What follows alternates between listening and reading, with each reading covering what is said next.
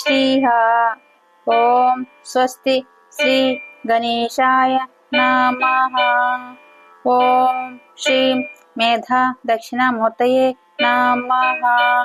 ఓం శ్రీం శంకర భగవత్పాదాః విద్యంతే. ఓం ఓం శ్రీం సద్గురు అంతర్ముఖానంద వేదవ్యాస భట్టారక జగద్గురు శ్రీకృష్ణ పరంబ్రహ్మణే నమః.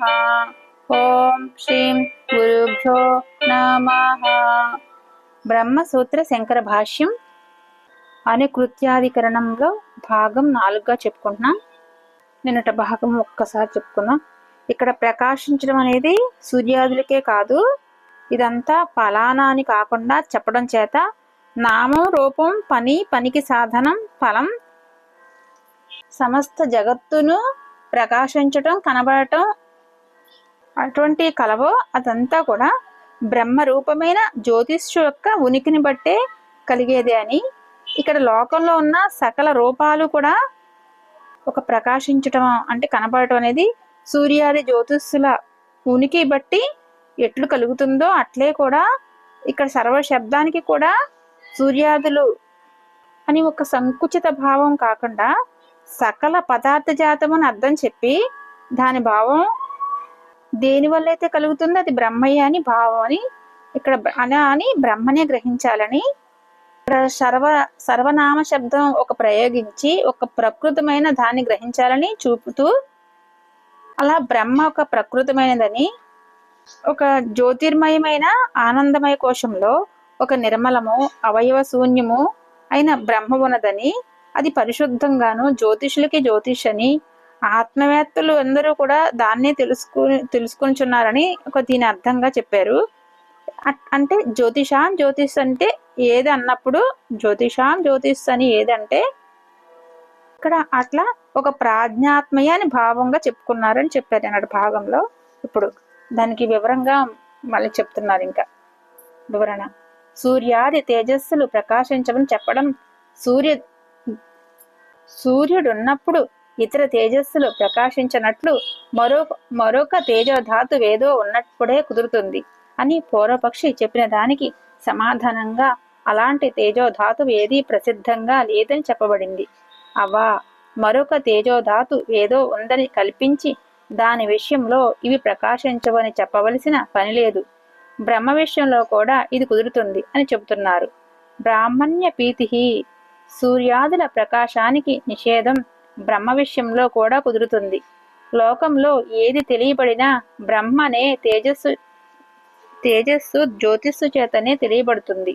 బ్రహ్మసూత్రం స్వయం జ్యోతి స్వరూపం అవడం చేత మరొక దాని చేత దేని సహాయం చేత తెలియబడదు. అలాంటప్పుడు సూర్యాదులు బ్రహ్మ విషయంలో ప్రకాశించే బ్రహ్మను చూపించే ప్రసక్తే లేదు. బ్రహ్మ ఇతరమైన దానిని తెలిసేటట్టు చేస్తుంది గాని బ్రహ్మ మరొక దాని చేత దేని సహాయం చేత తెలియబడదు. ఆత్మ నైవాయం జ్యోతిషాస్తే ఇతర జ్యోతిష్యులు ఏవీ లేనప్పుడు పురుషుడు ఆత్మనే జ్యోతిష్యుతో ఉంటాడు. అగృహ్యో నహి గృహ్యతే ఆత్మ దేని చేత తెలియబడదు అని శృతులు చెబుతున్నాయి. అపిచేతి అపిచ మరియు స్మర్యతే స్మరించబడుచున్నది స్మృతిలో చెప్పబడుచున్నదని సూత్రార్థం. అపిచేతి ఈ విధమైన రూపం ప్రాజ్ఞునికే ఉన్నట్లు భగవద్గీతలో నా మామ అంటే దానిని సూర్యుడు గాని చంద్రుడు గాని అగ్ని గాని ప్రకాశింపజాలవు. ఏ స్థానాన్ని పొంది తిరిగి వెనకకు రారో అది నా పరమమైన స్థానమని నా స్వరూపమని అని యథాదిత్య మామకం అంటే జగత్తు అంతా ప్రకాశింపజేసే సూర్యుని కాంతి, చంద్రులోని కాంతి, అగ్నిలోని కాంతి ఇదంతా నా తేజస్సే అని తెలుసుకో అని చెప్పబడింది అని సంపూర్ణమైపోయింది. ఇది అనుకృత్యాధికరణం సంపూర్ణమైపోయింది. దీనికి వివరంగా చెప్పుకున్నాం. నెక్స్ట్ 7th ప్రమితాధికరణం అంట. ఇప్పుడు ఒకసారి వివరంగా చెప్పుకుందాం. ఇక్కడ సూర్యాది తేజస్సులని ప్రకాశించవని చెప్పటం, ఒక సూర్యుడు ఉన్నప్పుడే ఇతర తేజస్సులన్నీ ప్రకాశించకుండా ఉన్నట్టు అలాగే మరో తేజోధాతు ఏదో ఉన్నప్పుడే కుదురుతుంది కదా అని పూర్వపక్షి అడిగిన దానికి చెప్పిన దానికి సమాధానంగా అలాంటి తేజోధాతువే ఏది ప్రసిద్ధంగా లేదని చెప్పబడింది. అంటే అక్కడ మరొక తేజోధాతు ఏదో ఉందని కల్పించి అక్కడ ఆ విషయంలో ప్రకాశించమని చెప్పవలసిన పని లేదు. ఒక బ్రహ్మ విషయంలో కూడా ఇలా ఇది కుదురుతుంది అని చెప్పి సూర్యాదుల ప్రకాశానికి ఒక నిషేధం ఒక బ్రహ్మ విషయంలో కూడా కుదురుతుంది.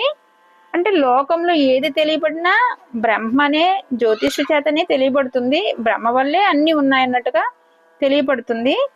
బ్రహ్మ మాత్రం ఒక స్వయం జ్యోతి స్వరూపం అవడం చేత మరొక దాని మీద దేని మీద కూడా దేని సహాయం చేత కూడా తెలియబడుతుంది. అలాంటప్పుడు సూర్యాదులు బ్రహ్మ విషయంలో బ్రహ్మను చూపించే ప్రసక్తి లేదు కదా.